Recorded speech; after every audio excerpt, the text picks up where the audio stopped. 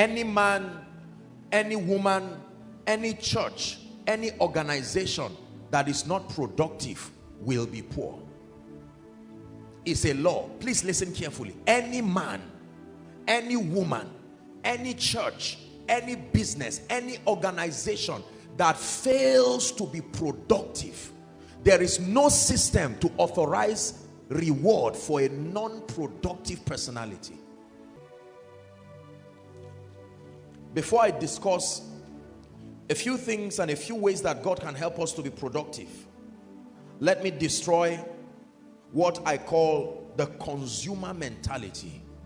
Please listen to me, Africa.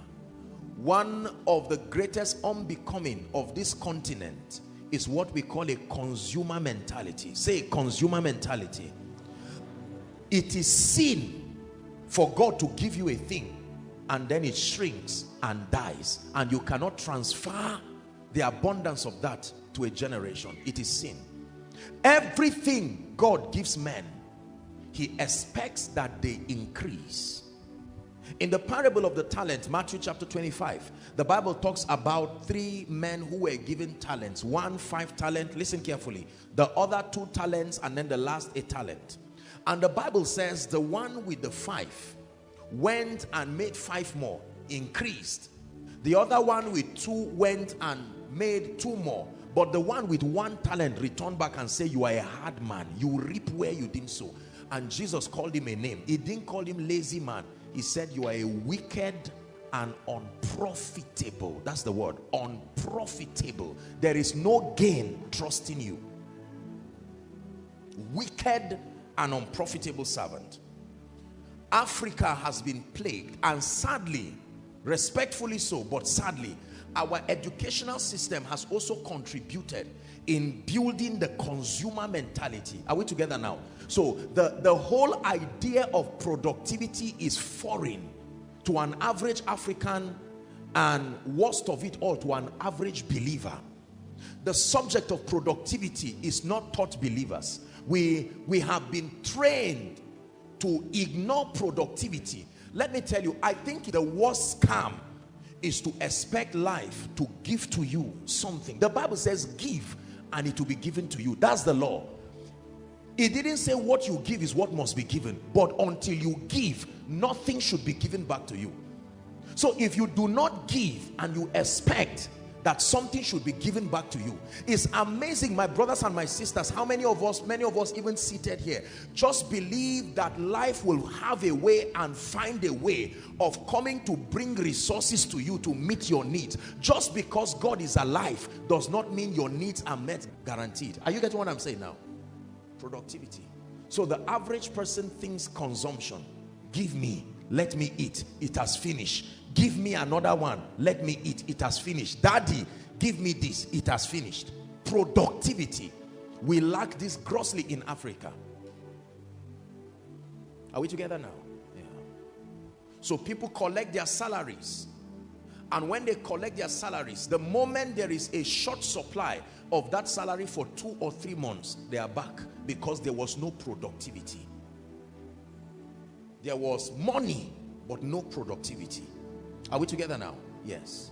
Productivity is a system of increase. In mathematics, we have addition, we have subtraction, we have multiplication.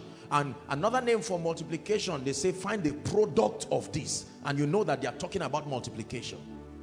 It's a system of increase. Woe betides any soul that does not understand the law of productivity. The days that are here now, not the days that are coming, will create a level of frustration upon that individual and all connected to that individual. We must understand productivity. God wanted the entire globe saved, and he used one son. Productivity. Now he has gotten many sons in glory. The consumer mentality is the mentality that always believes in finishing what you have. Always believes in finishing what you have. It doesn't have to be finance, anything at all. The consumer mentality is the mentality that will always run dry. Always run dry. A mentality that never thinks increase, never thinks addition, never thinks multiplication. When you have a consumer mentality, when you come into the life of a man, you run that man dry. I don't mean a male figure, anybody at all. Are we together now? There are members with consumer mentality. They come to church and run the church dry. It doesn't have to be financially. Anything that comes from your life that does not add or increase is a consumer mentality. Great people are concerned with addition, that because of your presence, you become a multiplier factor. Are we together?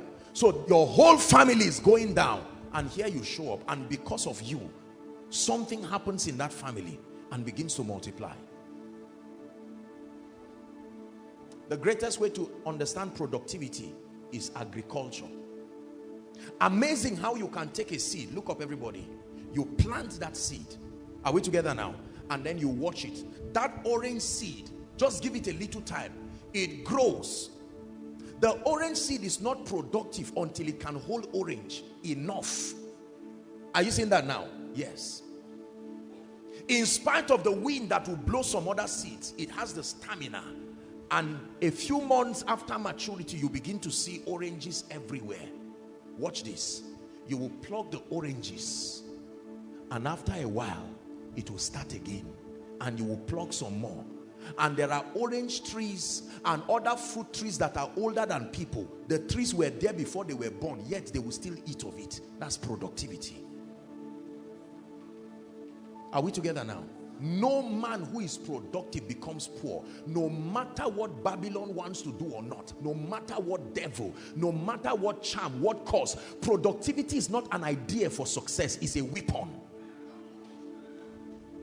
Productivity is a weapon. A man of God who is productive will never have empty pews. A church, a ministry that is productive will never go down. A business that is productive will never see shame. The key is productivity. The key is not wishing. The key is not sentiments. The